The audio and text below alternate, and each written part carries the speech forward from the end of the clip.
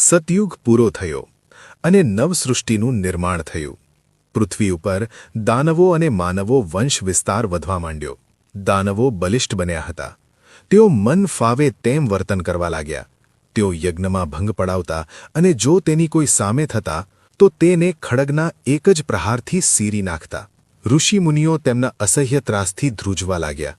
આશ્રમો અને ગૌશાળાની ગાયોના કતલ કરતા પણ તેઓ અસકાતા નહીં. જેમ જેમ દાનવોનો અત્યાચાર વધતો ગયો તેમ પૃથ્વી કંપવા લાગી. પૃથ્વી અસુરોના ત્રાસ સહન કરી શકી નહીં. તે ત્રાહિમામ ત્રાહિમામ પોકારવા લાગી.